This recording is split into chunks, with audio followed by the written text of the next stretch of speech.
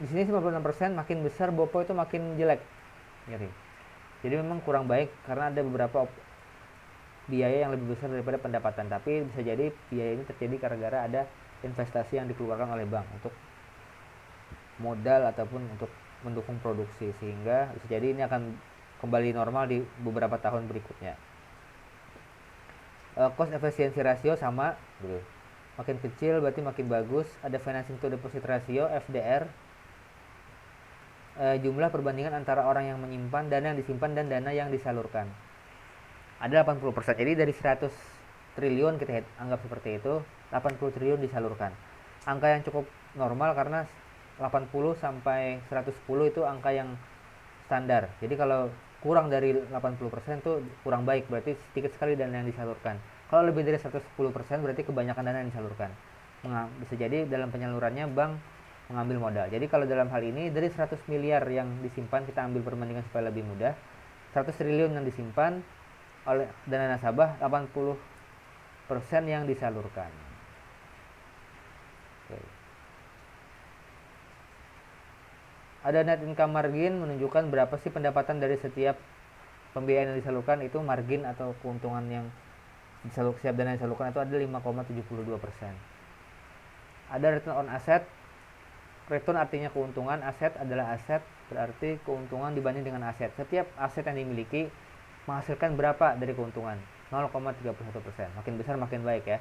Tapi ini makin kecil karena menurun dari tahun sebelumnya. Return on equity berarti equity modal. Setiap modal yang dimiliki oleh bank menghasilkan berapa persen? 1,57%. Cukup jelek sebenarnya karena menurun dari tahun 2016 7,4, 2017 4,10, 2,49 pada tahun 2018 dan 2019 turun 1,57. Mudah-mudahan nanti di masa yang akan datang bertambah. Bisa jadi ini harus dilihat lagi di laporan keuangan secara detail apa penyebab berkurangnya keuntungan. Juga NPF. Nah, NPF neto ini non performing finance atau bad finance, pembiayaan yang macet. Itu ada 3,38%. Dari pembiayaan yang disalurkan, kita lihat ke dana sebelumnya. Yang disalurkan di sini ada 27 triliun. 3,3%-nya itu macet. Bad itu berarti macet sejak 180 hari atau 6 bulan ke atas.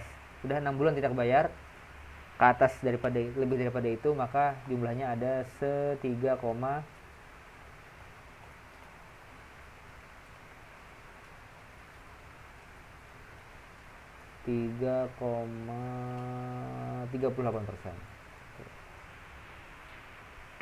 Oke, itu untuk